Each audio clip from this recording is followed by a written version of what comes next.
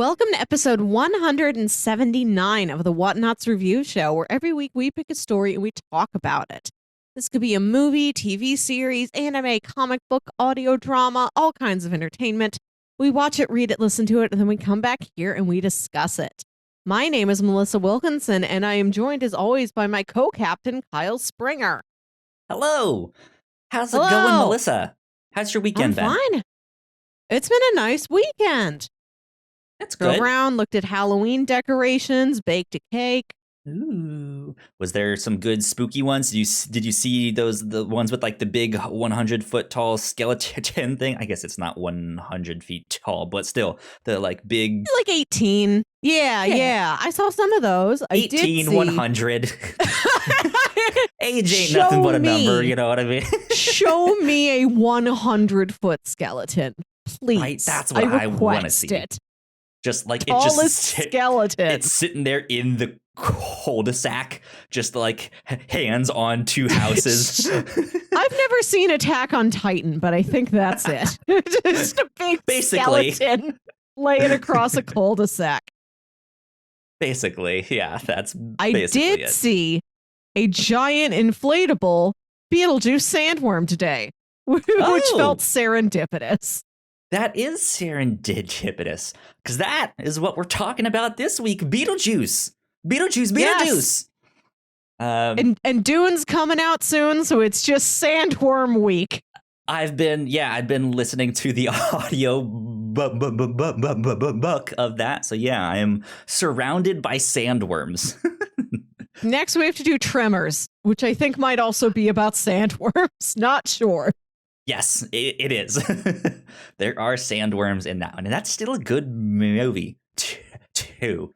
It's one of those like old action flicks that's like, it's still good. Go watch it. It's still good. So action.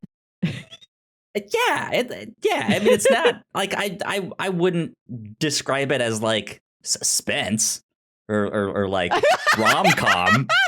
Or anything. When you say like, action, I don't know who's action. in that. I think it might be Kevin Bacon. But when you say action, I picture Kevin Bacon like kicking a worm and it's whatever counts for its face. I mean, you're not wrong. It's just Kevin Bacon kicking worms, large worms, and he's kicking them. Sometimes he punches, but after Footloose, he got so good with his feet. That's what he relies on. He's like, I know how to jump and I know how to kick. Good stuff indeed. But yes, Beetlejuice is what we are here to talk about this week. Beetle guy. The classic Tim Burton film Beetlejuice. This is a good one. I haven't seen this in a long time. It had been years and years and years. But it's one that sticks with you. Really, no matter like how long ago you've seen it, it's just like, I remember all of this. It's so good. It's fun. It's a fun film. It's good Halloween spooky vibes, but it's not scary per se, unless you're maybe a little younger. But man, good film. I'm glad we got to cover this one this year. Yeah, we talked about an obscure movie. We talked about a brand new TV show. I did, and I pitched you some horror comedy movies this week, and I thought I'd throw this in. Like, maybe let's do like a classic. A well-known plays on Freeform every weekend around this time of year classic. Because I feel like I've seen this movie a lot. I think because it's on TV frequently. Like, I've caught most of it a lot of times. Yeah, I feel like it's definitely a good TV movie. I, however, couldn't find this on a streaming platform. I had to rent it. Yeah, which is really surprising because if I'm not mistaken, it was distributed by WB. So I don't understand why is this on not HBO Max? It should be, especially now. Like, why is it not on there? I don't know who has it. Nobody. None has it. Yeah, I have this movie on Blu-ray, but my player would not accept it. It's like, I can't read the disc. Like, this is a crisp disc. Like I think I bought it and I watched it once or twice. So I know it works, but there's no scratches. There's nothing wrong. Interesting. So I had to like go to my parents' house and watch it there because I refused to pay $4 to rent a movie I already own. How old is your DVD player? I think that's the problem. I think it is like about 8 years old. And it was like I don't know, because like it's had trouble sometimes buying movies that I know I bought also several years ago. Like this movie is not that much fresher than the player. I think it's just because it's old and it was like an open box floor model when I bought it. It just needs an upgrade. I'm gonna get a new player this week. Yeah, can't tell me when I can't watch Beetlejuice. That'll show them. Yeah. But yeah, it might be region locked, but who knows? Who cares? You figured it out. You watched it. I did. We are here to talk about it. For those of you who I guess have been living under a rock or has had your head in the sand or have been eaten by a sandworm or if you've been dead. Yeah, if you've been dead, let's do a plot synopsis of Beetlejuice. Okay. I've never had to explain Beetlejuice to another human being or anything that's not a human being, like a dog has never asked me. Beetlejuice is about a nice couple called the Maitlands. They live in this beautiful old house in like tiny New England town. And one day they die. And they realize, oh my God, we're dead. What do we do? How do we be ghosts? And they've got this handbook for the recently deceased that just showed up. And they're trying to read it. It's very confusing. They can't figure it out. And then a new family moves into their house. They're still haunting their old house. Their ghosts still walk around there. And this new couple moves in, and they're this they come down from New York City, or come up from New York City. New England's like above New York City. I've seen a map before. So like they go up there, the husband just wants to chill out and relax, and the wife is like, I must do art. So she guts the entire house, does this weird like postmodern redecoration job on it, and the ghosts are like, we hate this. How do we get them out? And they try and scare this new family out of their house, but it doesn't work. The family does have a goth teenage daughter who they befriend, but they're like, we still kind of want the parents gone. So let's contact a bio-exorcist. This is Beetlejuice. You say his name 3 times. He shows up. He just sort of pervs around. And then he's like, I will, if you are a ghost. Good description. Just pervs around. Yeah. And he's like, if you're a ghost who does not like living human people around you, I will get rid of them. It'll be messy, but I will do it. Yeah. Yeah. And then shenanigans ensue after that. Big worms ensue. Big worms ensue. Hopefully Sue can get that checked out soon. But yeah. So this is. I mean, there's not much more to say about this. This is fun. I enjoyed it. It's a Tim Burton classic. The like spooky bits in this are like I mentioned, maybe more spooky for a younger kid. But I feel like they're still palatable for most younger kids, especially because Tim Burton brings this like almost stop motion animated style. It looks like they use like paper mache and stuff like that. And it just has this like really interesting look to it because of that. This movie is styled to heck and back. It's such a visual impact. It's one of the finest movie posters that has ever been illustrated. Like, I think even before I saw this movie when I was a little kid, I was taken by seeing this VHS box at Blockbuster. Yeah, this is one of the ones that I remember. Like, it's that and like Silence of the Lambs. Like, I remember that stark like white face with the butterfly on the mouth there. Yeah, this is one of the ones that I just have like fond memories of. even though like I haven't watched it as many times as a lot of people, it's just like, yeah, I like this one. It's good. Yeah, I like, It's warm and just all cozy. the cultural things you absorb through it. Like people walking around in striped suits and green wigs at Halloween, Catherine O'Hara yelling, sand, worms. Sand, 18, 100, Yeah, it's just it's one of those ones that I think is just a cultural touchstone. Like you have to watch this. If you haven't, go watch it. We'll be here. And then you can come back and hear us talk about it some more. But yeah.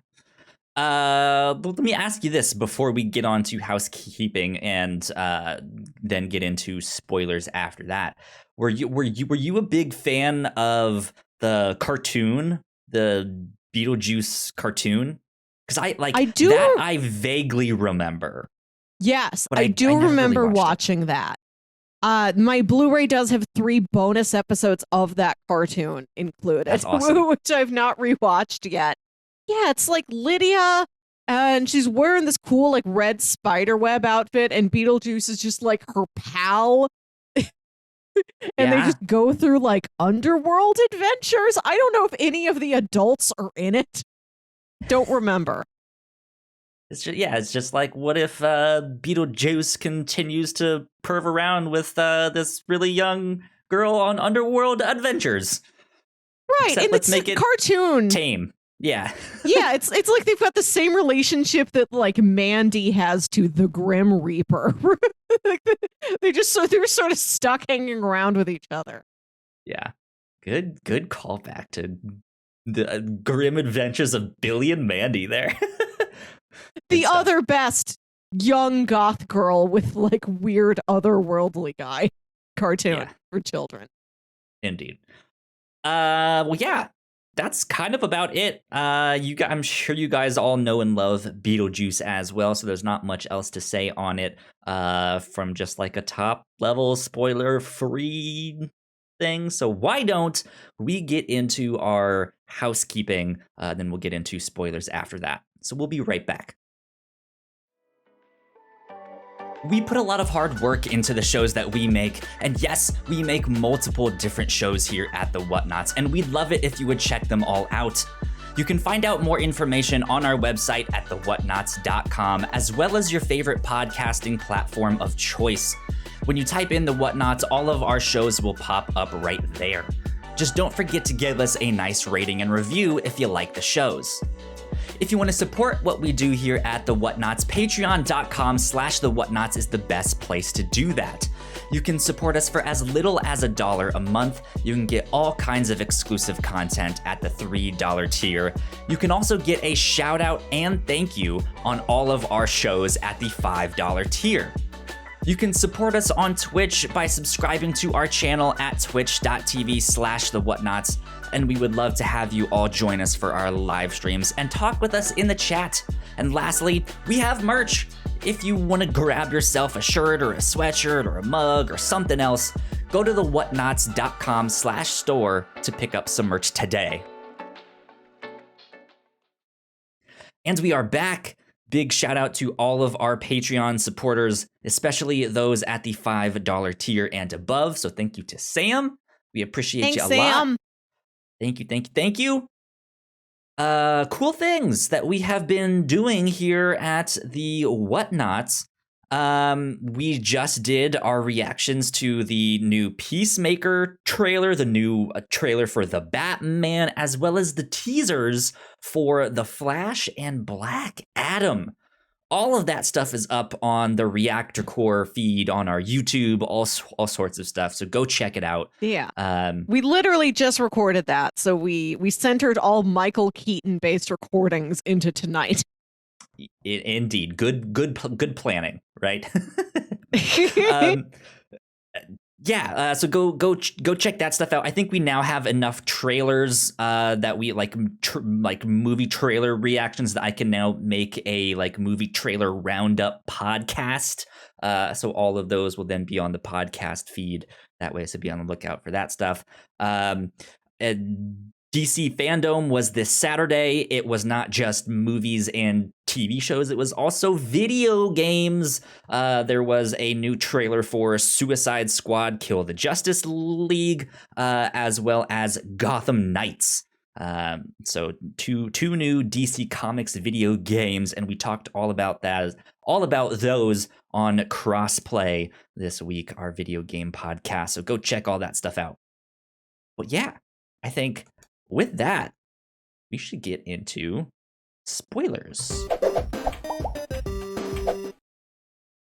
Spoilers. Can you believe there's just worms everywhere? No. So here's the movie the one is worms. Worm eats you. Maybe that's how Dune ends. Maybe that's how Tremors ends. I don't know. Who knows? So here's the one thing that I feel like we need to start this discussion off with. Okay. The choice of music in this movie is wild. The dude that dies, he has the weirdest taste in music. Like main guy. Yeah. You guys know I'm terrible with names. Let me look it up here real quick. It's Barbara and Adam Maitland. Okay. Adam Maitland. I just watched this last night. Alec Baldwin. Yeah. He's just this flannel shirt wearing New Englander who like owns a hardware store and like hangs out in his attic building a tiny model of the city. And he loves calypso music. Like all he listens to is Harry Belafonte. And all the music choices in the movie are that. It makes sense, but it is baffling why that's the music this guy's really into. Like it absolutely was a choice. Yeah. Like it but on one side it brings this like fun upbeat like, hey, this is gonna be fun, let's have a great time. And then on the other hand, it's just who listens to that while they're like building a model, like doing your hobby, like who just puts on calypso I guess it is like good high energy working music. Like when you hear Deo parentheses the Banana Boat song, it does make you want to get up and do something. It is music of productivity, I think. Yeah, or just get up and do something, right? But it's just like you don't hear anyone that has like I just made this sweet calypso playlist on Spotify last week, and you should like should go check it out. Here's my sound cloud. Or at least if he was really into this, he would also be like a cruise man. Like the guy who's like, I take a cruise once a year. Like I live a cruise life. I own like promotional cruise products. Yeah. Like all of my shirts say like Royal Caribbean on them. Right. Or like they're getting ready to go on some kind of island vacation, or not necessarily island, but just like a tropical vacation, right? Because I think the first song that he's playing is more Hispanic, and then the Banana Boat song I feel like is maybe more African influences and stuff like that. So it's just there's more than one region there, but it's such a choice, and I wonder whose idea it was to just like this is the kind of music that this guy listens to when he's doing this stuff, or that we're just gonna have in this movie, because it just doesn't fit. But it's such a good choice, though. Mm. It's wild. I don't understand. I think it is that. one of the things that really makes this movie stand out, because no other movie has that soundtrack. If he was listening to like actual music of that era, of that region, it would just sort of blend in. Like you remember this movie because of the Deo scene. You remember it because of the Shake Sonora scene. Absolutely. Among other things. Absolutely. Yeah. Good on them, though, for like making that choice. I don't understand it, but good for them. That was a great choice.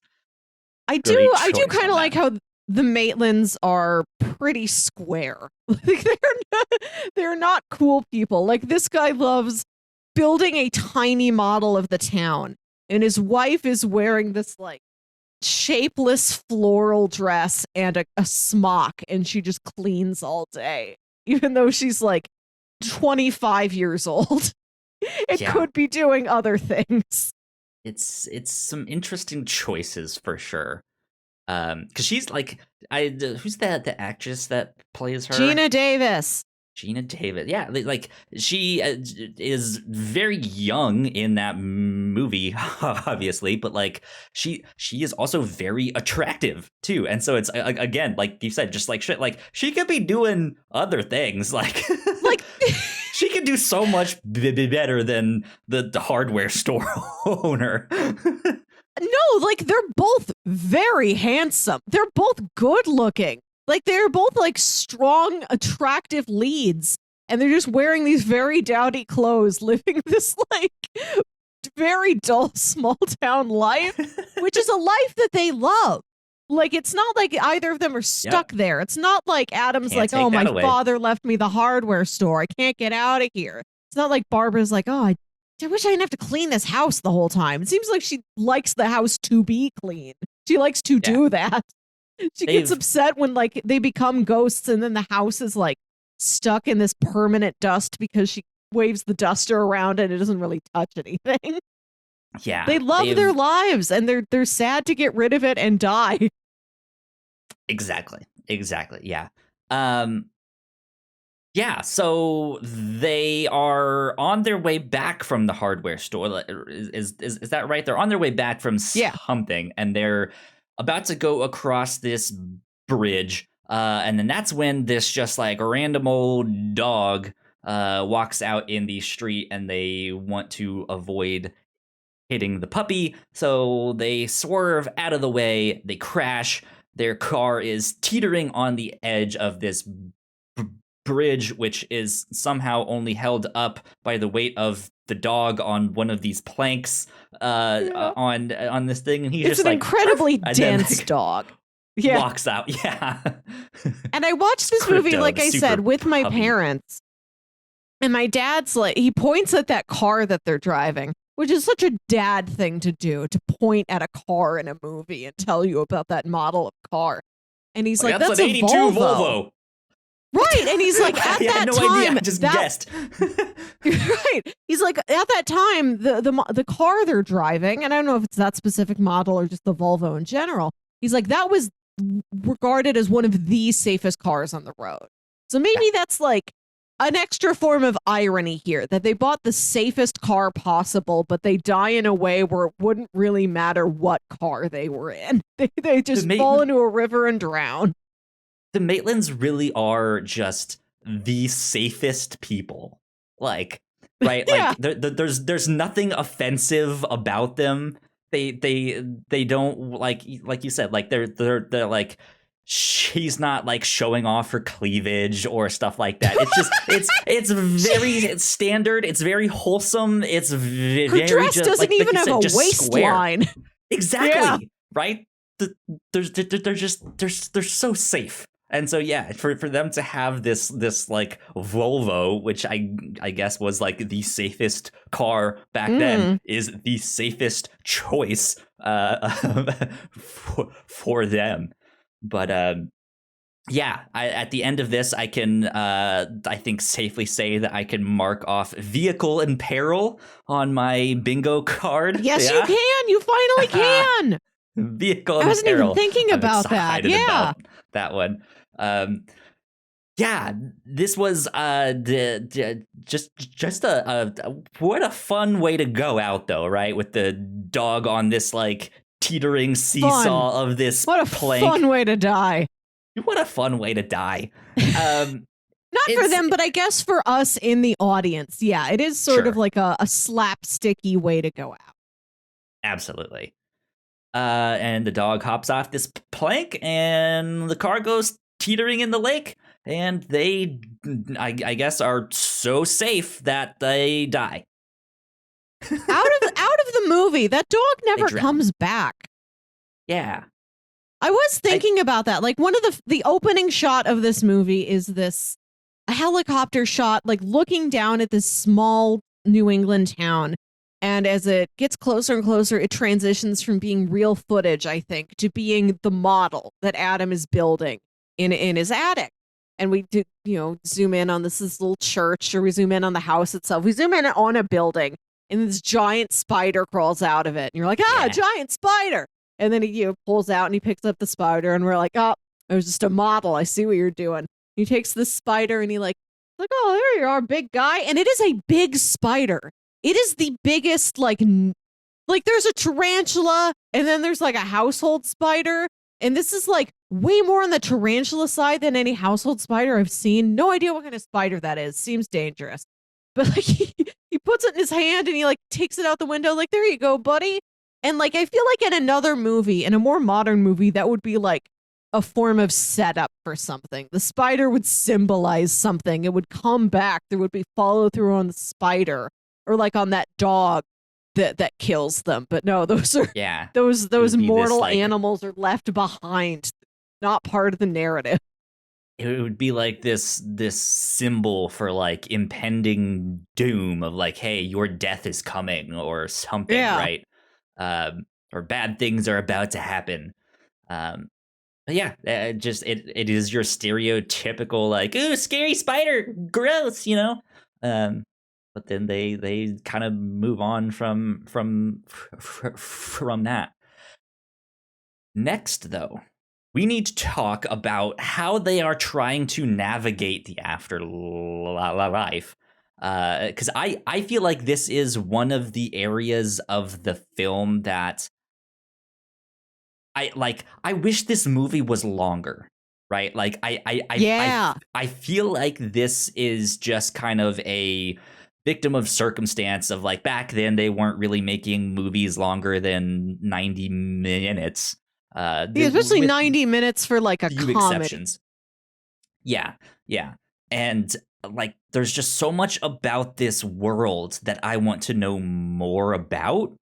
Yeah.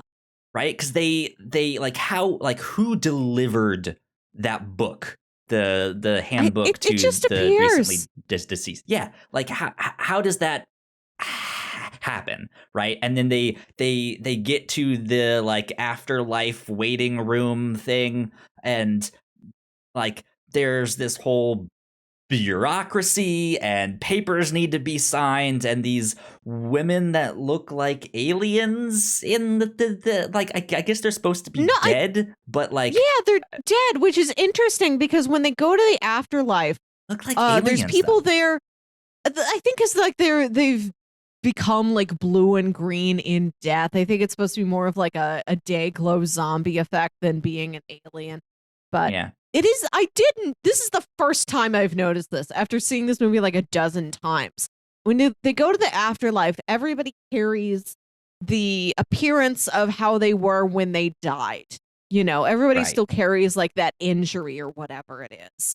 There's like a guy who's squashed. There's a guy who's burned. There's the woman who's cut in half.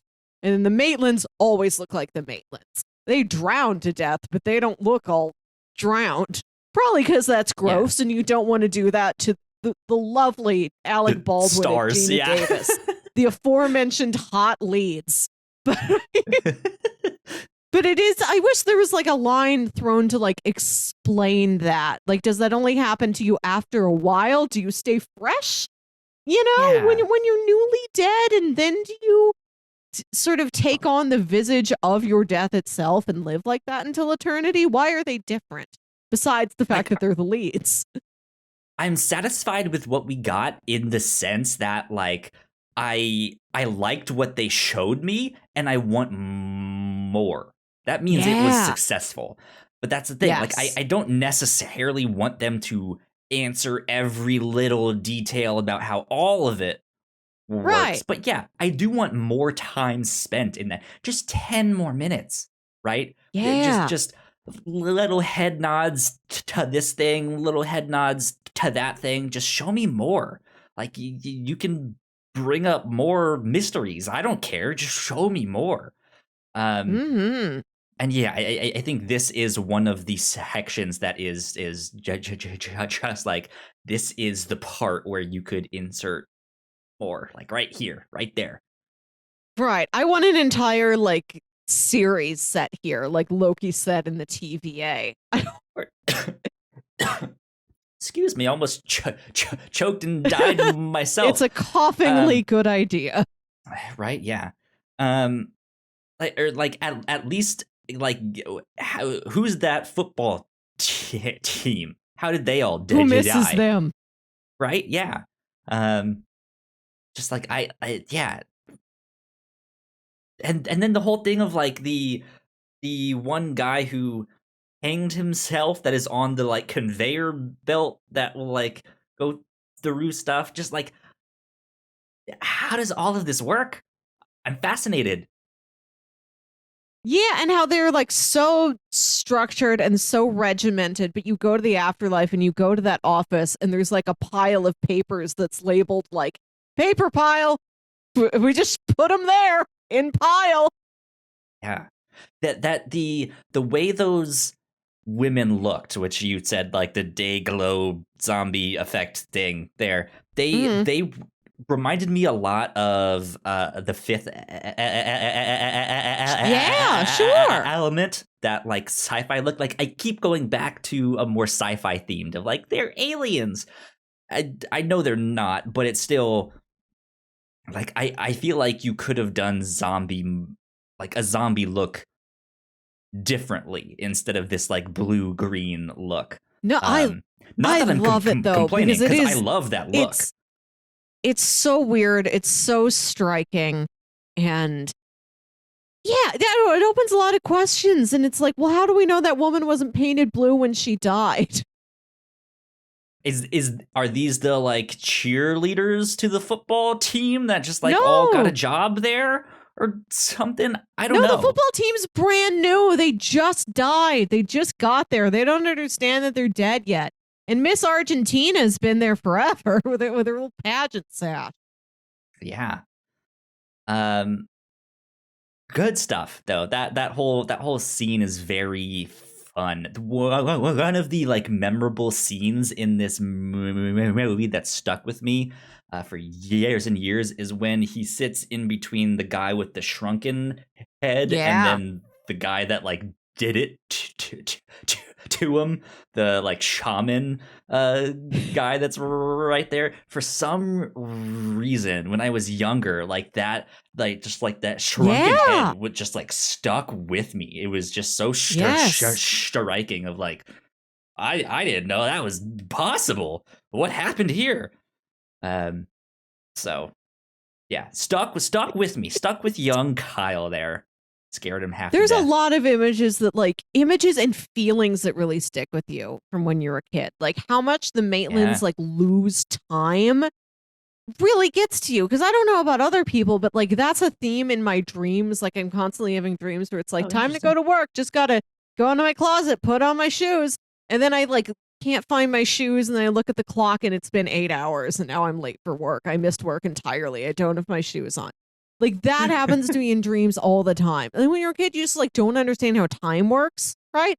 And so to have this couple, like they come back into the house, you know, jump cut after their like car went in the river. They go back into the house and they're like, it's dark outside? How long did it take us to walk home? Do you remember walking home? And then like Adam goes outside and he steps off the porch and then he's like on Jupiter with the sandworms. And he gets back inside and Barbara's like, you were gone for 3 hours. And then they like go to the afterlife to meet with Juno and they come back and Juno's like, it's been 2 months. Like your house is completely different now. Wild, yeah. So I guess like their lives are so short. And then even once they're dead, they continue to lose time. Yeah, they just slipping out of their hands, and they have no idea why. Nobody understands it. Where does it go? Indeed. So yeah, then this new family moves in. The Dietz, I believe is their name here. What did you think of the Dietz? Well, Delia Dietz is an icon.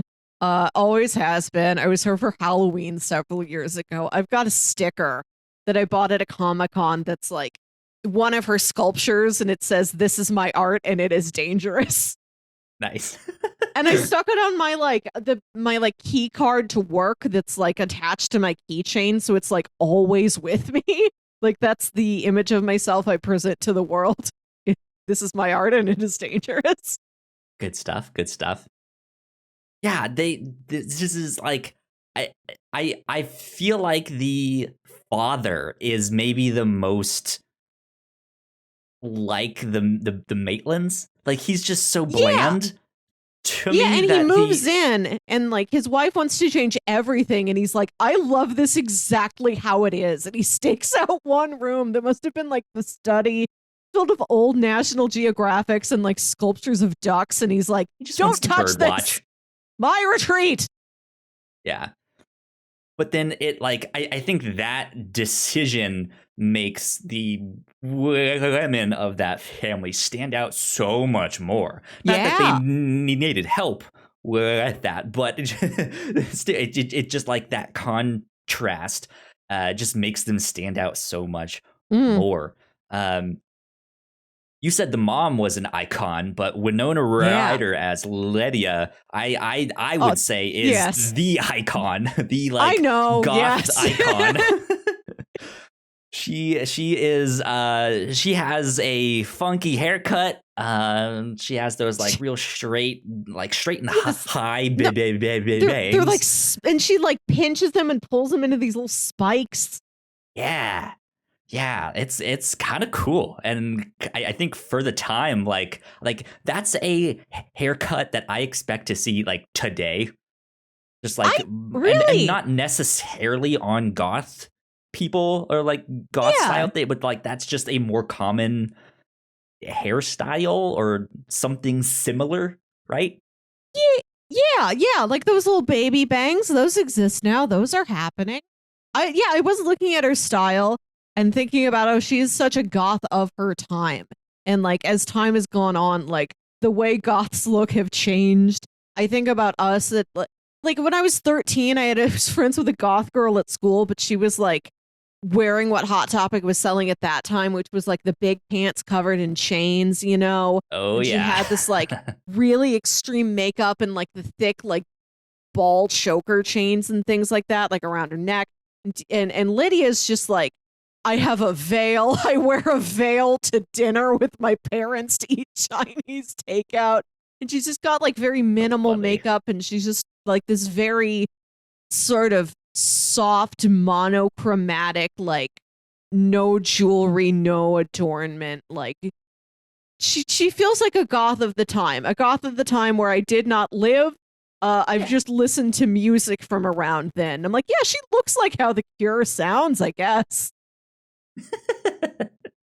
Yeah. I like her character a lot though, because she has the kind of like sarcasm and just the general disposition of just like, I don't want to be here. This sucks. Like I'm gonna go do something else. But then finds her own fun though. Like in her own way. Like she's not just complaining the whole time. Like she will complain and let her her opinion, but then we'll go do her own thing.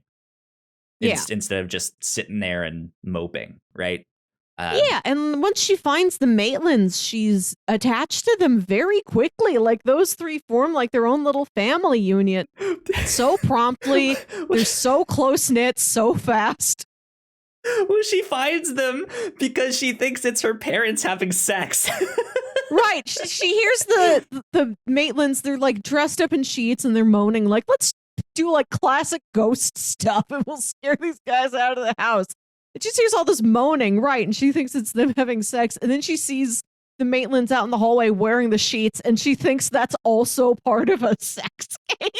Like, she thinks it's a sex thing, and then starts taking pictures of her parents in this thing of like what are you guys doing? Like to make fun of them, like to blackmail them later.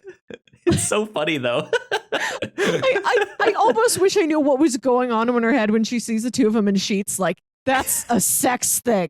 I don't know what it is. Something. It must be. She's like, I heard the noises. I've heard of that. Yeah, I know some kids who are into that.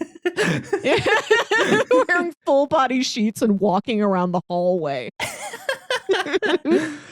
Yeah, another detail of the family I like is that Delia is her stepmother. We don't know how long she's been the stepmother, how long this family unit as we see it has existed. We just know that her dad always refers to Delia as your mother. Like, she's always been there. You're wondering at what age did Lydia lose her mom? Does she remember her mom? How does she feel about that? And so it does add this. It does make it more believable how quickly she bonds to the Maitlands, in particular Barbara. Like, she lost her biological mom at some point. She's Delia, but she's never gotten along with Delia. Like, this is the first mom figure maybe she's connected with in ages. And, it's mentioned that the Maitlands, like, have tried to have kids and it hasn't been working. So yeah, they set up how quickly those three bond with each other fairly well, I think. I agree. I would have liked to have seen a little bit more of it, but like it works. Mm-hmm. I think that's kind of the theme with this whole thing of like, I want to see more of it, but what they showed me works and is successful. Because like I then would also like to have gotten to see Lydia interact with the Maitlands more and try to like plan out bigger spooks, right? That like didn't work out or stuff like that, but they very quickly kind of form this bond, and Lydia kind of acts as the intermediary or the medium to like be between the Maitlands and then her parents there. And it is the like late 80s, early 90s, so yeah, you do get themes of like, this is the stepmom, like that is just something that was in every like 90s kids movie, is like, oh yeah, the stepmom. There has to be a step parent that you thought would like supplant and replace your memories of your late parent. I there was a lot of that in this time. That, and then the like late 80s capitalistic like businesswoman / family that wants to like get rich quick, right? Like they like immediately once they realize that this house is actually haunted, their first thought is, how can we make money off of this? Like, we can sell this. And it's the dad who it seems like was in real estate. I think they allude to the fact that he's able to afford this place because so many people bought condos from him. And he's like, I'm going to relax. I'm going to live like this sweet, slow life where I just look at birds out the window. He's looking out the window and he looks at a neighboring building and he's like, look at how big that parking lot is. And like so quickly, the gears are like back to turning in his head.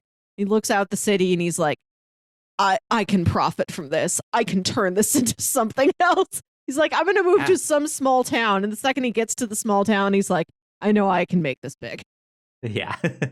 Yeah. But just like that whole theme of like, immediately once the parents are made aware of something, how can we get rich off of this, right? Like we saw in Gremlins, especially in Gremlins 2, of just like, how can we get rich off of this whole thing here? That's like a big theme of like the 80s and 90s in movies. Yeah. But you'll say that so they have that Billy stuff. Paxton's dad was a small-time inventor. He was really struggling. He needed a win. I can sympathize with him, like looking at this beautiful creature, and he's like, can we breed more of these for pets? Kids will, my son loves the pet. Other kids may love the pet. And then I can have money to have my family live. Mogwai for everyone. Yeah. Yeah. I want to talk about another supporting character to round out the cast before we get to the big man himself. I love Otho. Otho is such a star. Great. Yeah. I think just by his name alone. Yes. What an odd name. I don't know. And like the closest thing I can think of is Othello from Shakespeare, right? So it's so a name cool. that sticks His name out was Othello, and he's like, I'm not even taking Othello. I need a nickname from that. Shakespeare, how dramatic. I'm gonna be Otho. Like, he's got so much personality. The second he's on screen, he's such a presence. And the way he keeps revealing things, like he's like Delia's an artist. He's like her art friend who's more on the interior design side of things. The second they get into the house, he's going through it with her. They're spray painting things like knock down this wall, paint this mauve. We're going to change all this stuff. And he reveals he mentions knowing like the chemical name for like a color. And he's like, oh, I went to school for chemistry. I used to like test hair samples for forensics or something. And then once he learns about the ghost, he does he's like a million things. Yeah. That's so interesting. And he carries himself with enough like intelligence and self-assuredness that you feel like this must be true. I don't feel like this guy is just spinning yarns to impress people. This does feel like a guy who has done a dozen odd jobs and like just moves on from one thing to the next thing because really, he seems like sort of a jack of all trades journeyman who's like maybe did a bunch of different things like pay the bills when he was younger, and then he's like gotten more design expertise, gotten this art circle around him, and then he's able to move on to being this like paid artist and being the social butterfly and going to expensive parties. And he's like, I don't have to work in a lab anymore. To me, I read him more as this like high society mooch, if that makes sense. Not to say that he didn't go to school for chemistry or didn't have some kind of interest or hobby in these things, but I feel like he's someone who talks himself up to make him sound more important than he actually is, or more adept at certain things than he actually is. Because I just like being around art people. There are certainly those ones who like want to insert themselves in that situation and just be like, oh yes, I too know art, and I have a Picasso hanging up in bed. I spoke with this guy and he's super famous, and I know who Banksy is, and you know all of that stuff. Like he seems more like that, but not so braggadocious that's just like, okay, Otho, we get it, you did everything, but just every once in a while he'll slip something in, and it feels like he's found this balance where he can say that stuff and get away with it because no one will question him. I might be overthinking this, but like no, these are two great views on Otho. I have a book, an interior design book that is called Pad, The Guide to Ultra Living. And I got it in like 2002. I like grew up with this book almost. Like from my like adolescent years, it's been with me. And it is all this like wild alternative, like really eclectic, like really maximalist and like very throwback and vintage interior design. And it's got all these profiles on these people with these wild, intense houses that are like, yeah, I mirrored on the wall, all the walls, and I like installed a fountain in the middle of my dining room, and I took out the table because I never eat dinner. I just host cocktail parties, and every light bulb is pink. It's entirely pink light, and the place is covered with fake flowers. This is a very influential book to me. But like all the profiles they did, so many of the people were like, I got this piece when I was doing this job. When I was at this job, I learned how to do this technique. Like a lot of them seemed like they were these journey people who'd like bounced around to a lot of different trades and picked up different Interesting. skills and been in different communities, and they are this like patchwork, and they present themselves one way with one aesthetic, but they'll reveal like, oh, I also worked in a chemistry lab once, and that's why I've got a lamp made out of beakers or something. So I guess he reminds me of those people. Interesting. Good good story there to back that up. That's neat. I like that. While I was watching this movie with my folks, my dad always goes on IMDb and like smugly reads trivia facts to us. And he was reading that when the actor who played Otho died, his name's Glenn Shaddix. He's been in like is he? couple. He's been in a couple other Tim Burton movies, but I forget which ones. But they're from around this time. And I think unfortunately he died on the younger side. But Dad was reading that he liked to be in this movie. He was proud of being in this movie. And at his funeral, they played Deo in memory of this historic scene that he was in, which is sweet. Yeah. Well, let's get on to the man of the hour, Beetlejuice himself. Michael Keaton playing Beetlejuice. Man, I forgot just how over the top pervy this guy is. Just a caricature of what you remember Beetlejuice to be. Right, like because I think the first we see him is in that commercial, right? That like where he's that like cowboy commercial thing, or I think we see him on the poster. I'll eat anything you want me to eat. I'll swallow anything you want me to swallow. And he's just over the top, doing all sorts of dances and movements on his back, shaking his legs up in the air and stuff like that. It's wild. And just immediately just chews up the scenery and grabs your attention. Just steals the show completely. Like we've talked about how interesting these characters are from all the different extremes that they are, right? This guy puts them all to shame. He's just completely bonkers. Right. He is.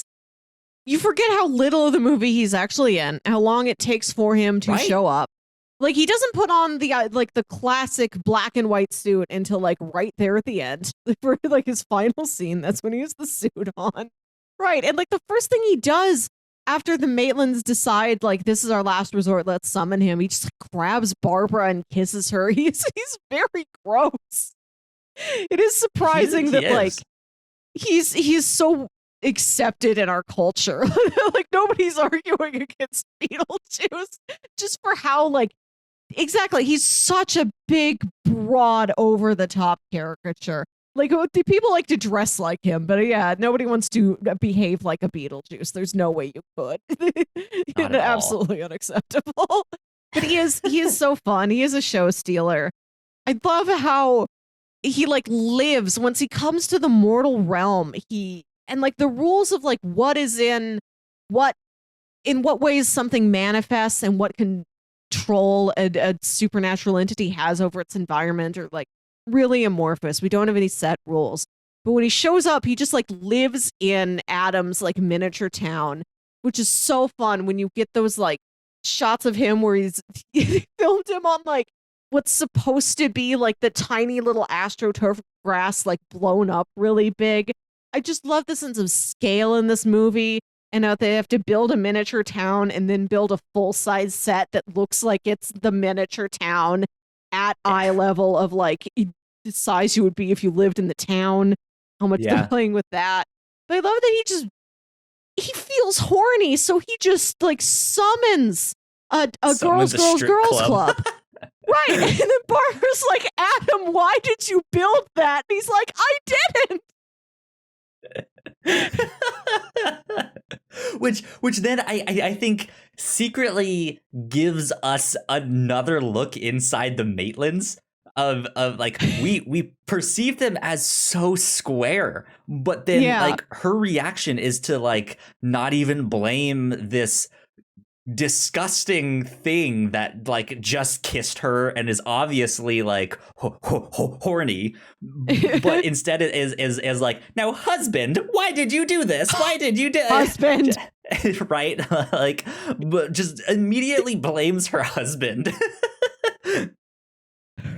I guess she just believes in his skill with miniatures that much that, oh, of course he built this very detailed, tiny little live new girls club. Yeah. Right? In this small town that has none of that. Oh, man. Yeah, that's it's so funny. And there's been talks basically since like 1989 of doing a Beetlejuice sequel. And for a while it was going to be Beetlejuice Goes Hawaiian.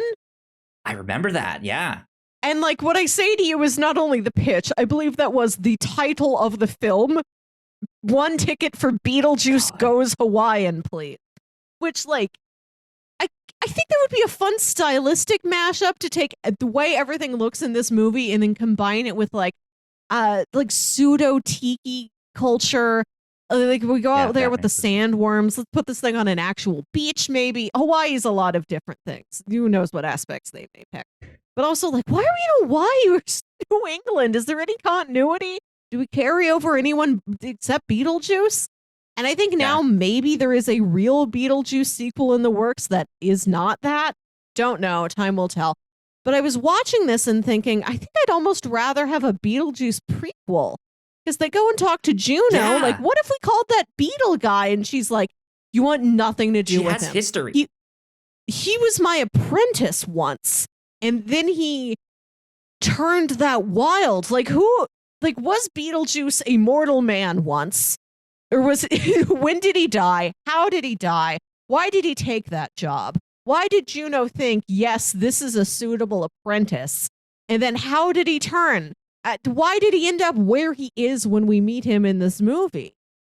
Melissa, on the Captain's Log not too long ago, one of our other podcasts, you were like, hey, what if we take existing movies, and then we apply the script of Star Wars Phantom Menace? And Melissa, what you're describing is basically Phantom Menace of why did you take this apprentice? How did he turn into this thing? It's Star Wars prequels, but it's Beetlejuice. You're exactly right. I decided that every prequel should follow the same plot structure as Star Wars The Phantom Menace.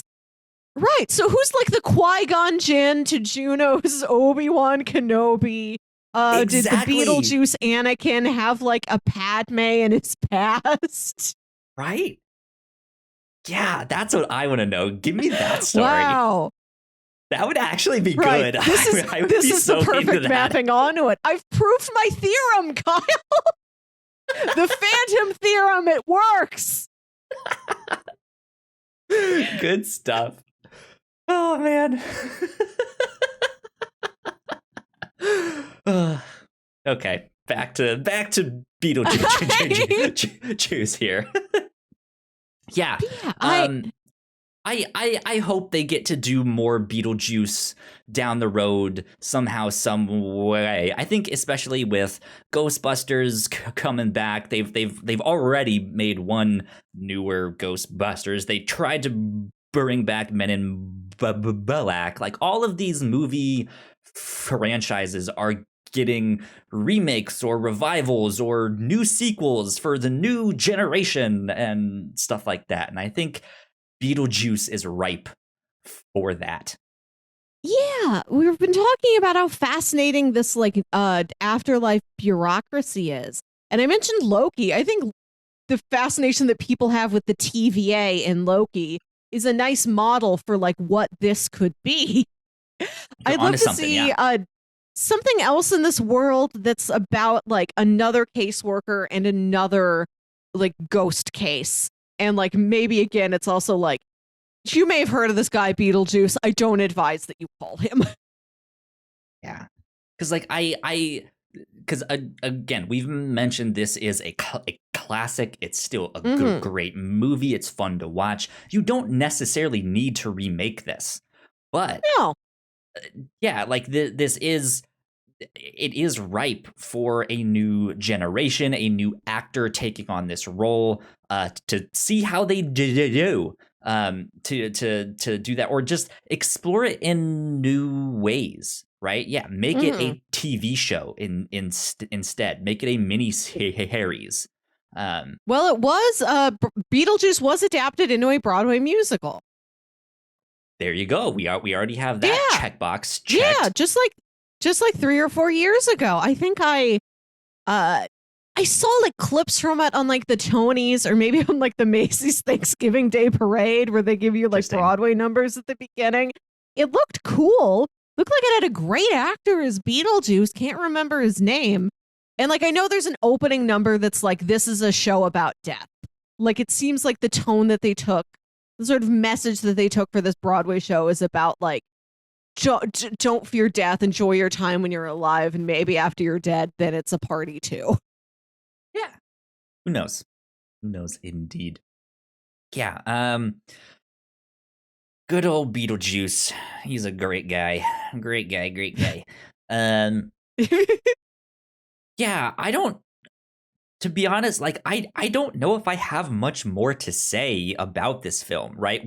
So once I mean, well, all right, I guess we do. I should take that back because we still have to talk about the Deo scene, all of that stuff. Like, what Beetlejuice does is fun stuff. It's great to see. It's great to watch. This is where some more of the spooky stuff comes in with that big snake, right? Shrimp hand. Yeah, but like you said, Beetlejuice doesn't really appear in this until halfway in the movie. We don't even get much of him from that like halfway mark to like maybe that's more not 2/3 of like the way. That's the Maitlands. They're like, this is a good idea. This will scare them. We'll like take over their bodies, make them dance, but like they're so good natured that instead what they end up giving them is this like dinner party parlor trick. And at the end, like everybody, like nobody looks scared. They just look confused. And to see them all like wave hands around with like hold hands and like wave their arms around and then like wiggle their butts in the air while they turn around like, huh? What's happening? Are you guys choosing to do this? Yeah. Like the fact that they're not scared, they're just confused. And then after everything's over, even after like a shrimp hand grabs their face, they're like, that was amazing. People will love this. Let's sell tickets. Exactly. Let's and make if I money. heard about like a Deo dance that I could go to, I would, you know. I give you like control over my body for the length of the song Deo. But like that's the thing. We like the Beetlejuice that we get really isn't there until the final third of the movie. And it happens so fast at that point because, again, this is only 90 minutes ish. It's not that long. So that final third, there's not much. Like we truly don't have much Beetlejuice except for the cartoon. I like that he exists as a specter over the movie. Like you've heard of him. Like the Beetlejuice exists as like a rumor, as lore, as a legend, and as a warning, as a scary story. Like, you've heard of Beetlejuice? Right. He's a force of nature. Like, don't call him. Be warned of Beetlejuice. I like that this movie is titled after and famous for a character who so many characters are like, don't invoke him. He should not be here. Don't make him the lead of the film. Yeah. God, it's so good. This is such a fun film. So, Deo scene. You started to talk about it here. This is also just like the standout scene of the film. It's so random though. Like I like to be honest, just like sitting there watching it after not having watched this for so long. This scene kind of comes out of nowhere.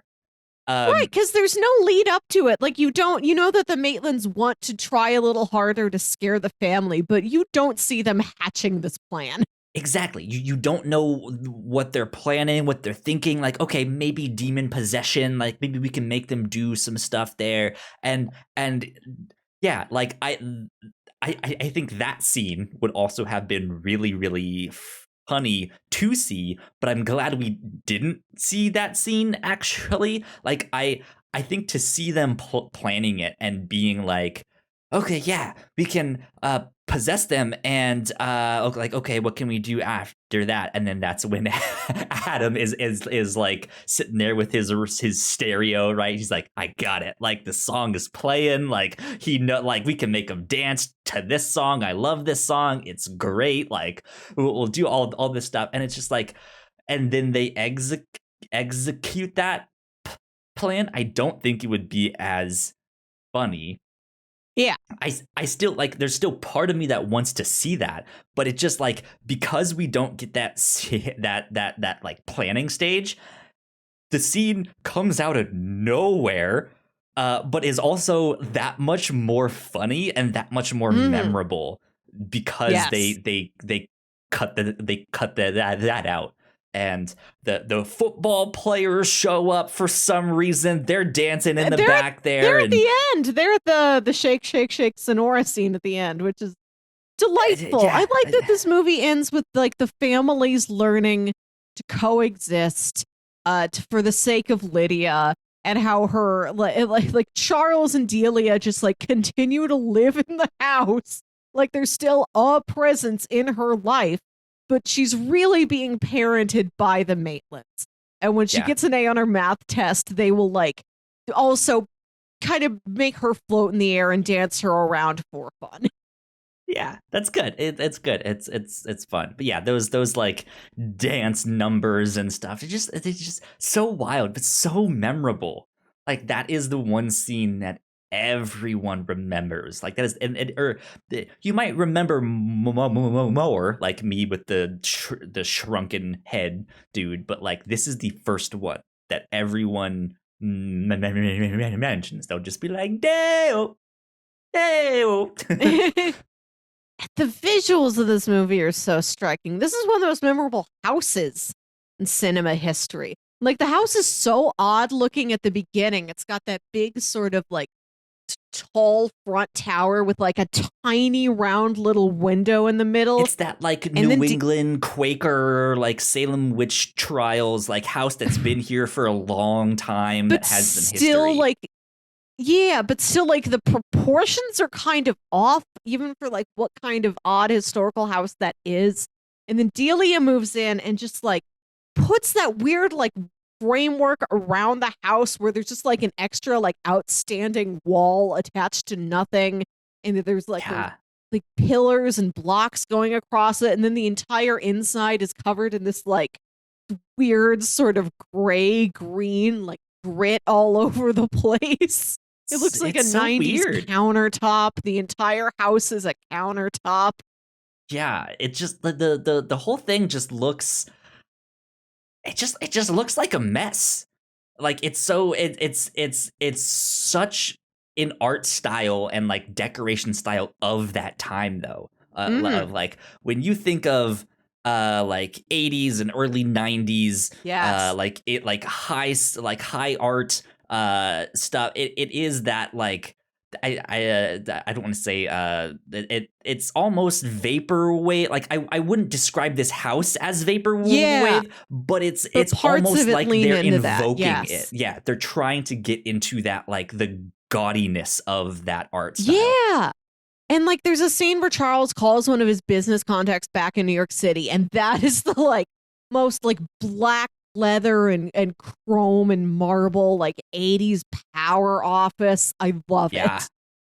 it. Yeah, so good. So funny. Um just, yeah, so much to love about this film. Yeah. Hey, said I've seen it like most of the way through so many times. I think I watched it all the way through, like within the last handful of years. Like I said, I own it. But sitting down and watching it again, beginning to end, I still found like a lot of new things to pay attention to, like new aspects to think about. It is a Yeah. rich movie. Indeed. Good stuff. Go check it out if you still haven't. It's a great film, good Halloween spooky time film. Yeah. Good stuff with that. Melissa, I say we check in on bingo. Yeah. Let's see here, I'm pulling up my bingo card. We did mention vehicle in peril. I can finally get that one. Good. I'm glad for you. Vehicle in peril. Highlight. Wait, not that's the erase button. I don't need that. I want the highlight button. There we go. Vehicle in peril. Ooh.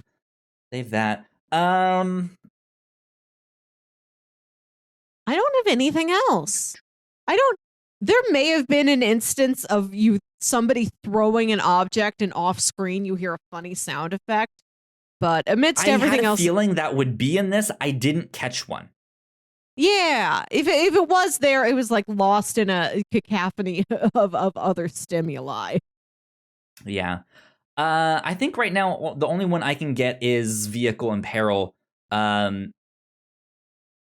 Closest thing I could get is magical book if you want to do the like handbook for a thing. I but count magical book. What I was thinking of. The book itself is not magical, but it is your key to understanding a magical world, and it only appears to you once you have crossed that threshold. It's a mundane book in magical circumstances. Okay, I believe you. It is one of the most like iconic books. Yeah, book covers. This is a movie my nephew loved growing up. We both loved it. We would watch it together. And he had like a t-shirt that's the book cover for the handbook for the recently deceased. And he took a vacation to Colorado once. And he's showing me these vacation pictures of like, they went up in the mountains and there's all these like tiny little towns nestled up in the mountains. And he shows me one picture and he's like, doesn't this remind you of? And then we both say at the same time, Beetlejuice. That's great. That's great. Well, no bingos for me, but because of Magic Book and Vehicle in Peril, I now have like two more. I have one row and one column that is each missing one thing, one square. So now I have, let's see, 1, 2, 3, 4.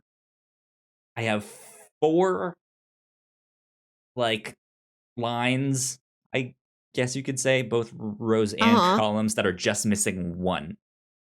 So good. Maybe one day I'll finally catch up because you have like 5 bingos and I still only have 1. I did get 5. Oh man. Oh well. That's bingo. That's bingo for this week. Melissa, next up, do you want to do recommendations? Or people who enjoyed enjoyed Beetlejuice, what else might they like? Oh my God. I wasn't even thinking about this. That's right. What else is like Beetlejuice? Oh, you might like Peter Jackson, who directed The Lord of the Rings. He did horror movies a lot before he got that. And one of his bigger movies was a movie called The Frighteners. This was made in the late 90s. Mid to late 90s, and it stars Michael J. Fox as a man who can talk to ghosts. And he goes and he has this like sham job as like an exorcist. But the sham is that no, he can really talk to ghosts. He just has like a couple ghost buddies and he'll like send them to your house to like haunt it beforehand so that then you call him. And then he comes in and he like does a whole exorcism, which is just like his friends messing around, and then he gets them to go away. Like it's all worked out. Like it's all a deal on their end. And everybody's like, "Oh, thank you! You got those demons out of my house. Here's the $300 or whatever." And then real scary ghosts, like the ghost of a murderer or something, arises into town, and he has to figure out how to actually fight that guy off. It's really fun. Check out The Frighteners. The Frighteners, interesting. Okay. Yeah, it's cool. And I felt like I had something like while I was watching this movie, like, oh, if you like this, check this out. and now I can't think of what it was. Well, Because you never to do this in life. Like I said, you never to tell anybody what Beetlejuice is, and you never have to say, if you liked that Beetlejuice movie, you'd also like this, because then like everybody knows to just go watch The Addams Family. Right? Yeah. Yeah. I mean, there's stuff like the Addams Family you can go watch. We already mentioned Gremlins. Like, I feel like that is the over the top craziness that Beetlejuice brings. What else is kind of in that like 80s vibe that has like spooky stuff? Like, I would even say like Stranger Things. To be honest, just get more Winona Ryder in your life for sure. Yeah, maybe not as like bonkers and stuff like that, but it has that like 80s horror vibes, Stephen King, New England vibes. I forget where they are in Stranger Things, but they're in Indiana, Hawkins, Indiana. Hawkins, yep, that's right.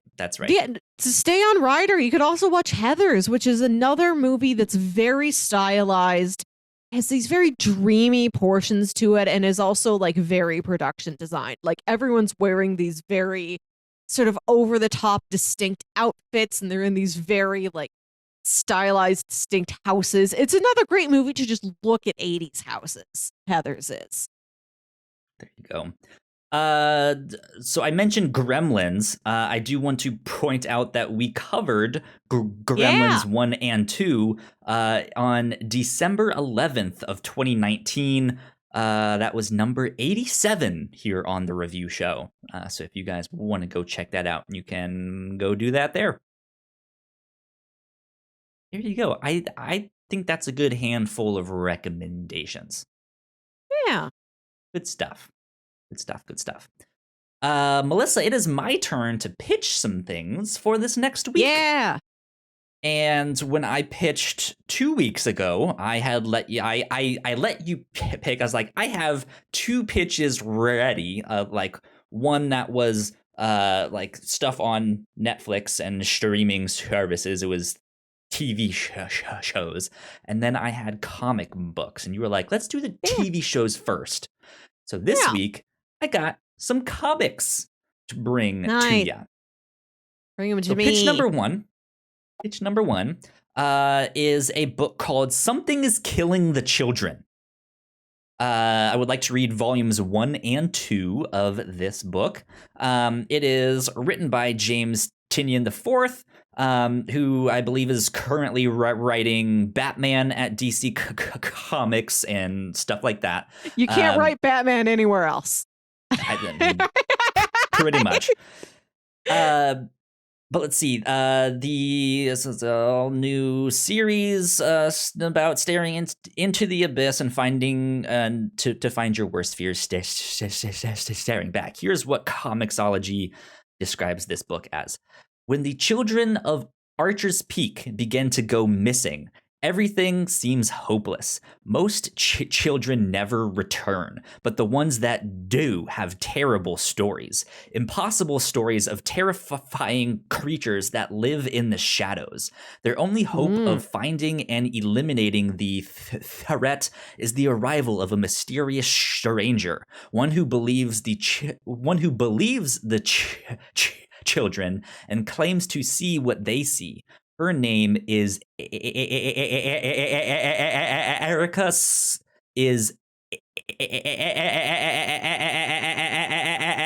Slaughter. She kills monsters. That is all she does, and she bears the cost because it must be done. Ooh. So yeah. I have actually read the first 3 volumes of this. I think only the first 2 are on Comixology Unlimited. I could be wrong. Yeah, only the first 2 volumes are on Comixology Unlimited. I really enjoy this book. This is phenomenal. It is scary. It is action packed. It's a bit of a thriller of just like what's the Ooh. mystery that's going on here in this town. Um, but I think it also has such a striking name with something is killing the children. Yeah. So that's pitch number one. Pitch number two is a comic series called The October Faction. This one I am not familiar with. This was published by IDW, and the artwork on this is very scary. This is Whoa. about it's an ongoing adventures of retired monster hunter Frederick Allen and his family, which include a thrill killer, a witch, and a warlock. Because sometimes crazy is the glue that binds a family together. And yeah, I wanted to pitch this on the artwork alone. The art in this is dark and scratchy and filled with shadows in this really scary way. It's distorted and creepy and dreamlike. It's really fascinating. But there's only 3 volumes of this, so I say we just read all 3 volumes of that, and they are on Comixology Unlimited. You can check them out there.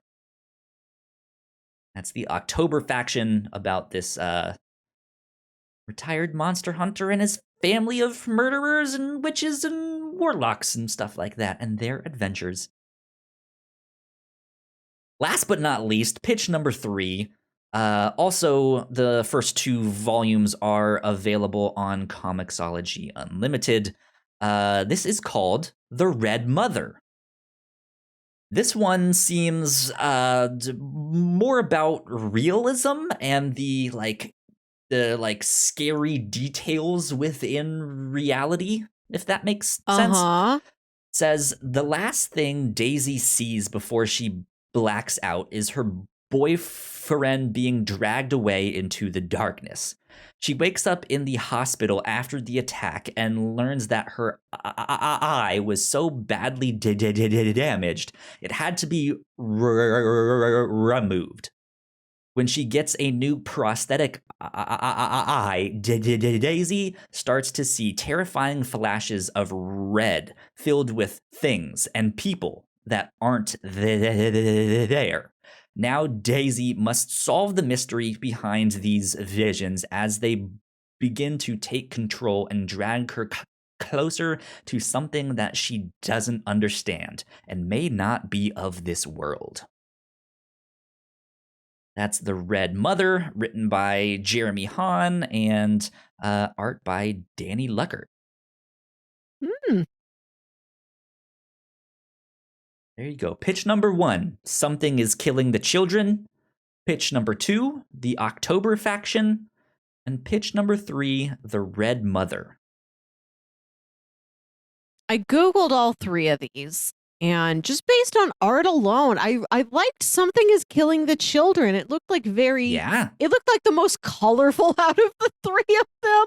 Like, the October Faction seems like it is styled exactly the way it's supposed to be styled. It is cool, but I don't know if I want to read that for 3 straight volumes. It's dark and dreary, yeah. Yeah. The Red Mother also seems cool, but no, visually alone, Something is Killing the Children seemed the most dynamic to me. I am pulling up my comics here. Yeah, so I have the books here. I own the first 3 volumes. The art in Something is Killing the Children is fantastic. I like it a lot. It is both like very stylized as well as like pretty realistic. Like it has a very unique style. I know you guys won't be able to see this on screen, but I am trying to show some of these pages and stuff like that. But yeah, it's It's a great book. The art is fantastic. The story is badass and intriguing. It's a good mystery. Scary moments. Good stuff all around. Something is Killing the Children. Volumes 1 and 2. But we will do this next week then. Good stuff. Good stuff. Now, do we have one more scary thing after that? One more. Yeah. Okay, one more final thing from Melissa after that. There you go. Good. Yeah. Well, this is a month with 5 Sundays. We record on Sundays, so we will be recording our final spooky episode on Halloween. Even though y'all won't get it until like just November shortly 3rd. After.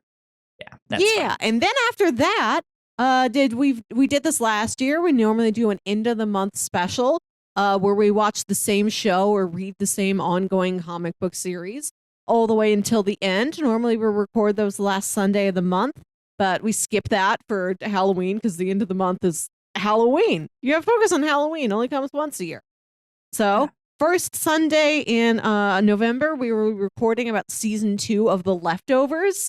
And then we're on track to finish with season 3 on the final Sunday in November. So big Leftovers month for us next month. Yeah, indeed. Lots of good stuff to look forward to. We are closing in on the end of the year here. Yeah, good stuff. I'm excited. Melissa, where can the people find you on the internet? You can find me on Twitter and Instagram at Wilkywit. That's WILKYWIT. And listen to my other podcast, Saturday Morning Obscurities, where me and my brother Jams talk about weird old kids shows you feel like only you remember. Oh, good stuff. And you guys were put up a Halloween special too, right? Is that out yet? We did a spooky episode like at the beginning of the month, sort of. Okay. We watched the old PBS kids show Ghost Rider, about a ghostly ball of light that like gives teen sleuths like clues to solve mysteries. And we covered an arc of episodes on that show about a monster named Gooey Gus. So if you know who Gooey Gus is, you know the terror. And then at the end of the month, we do have something Halloween-y planned. Yep. Cool. Good stuff.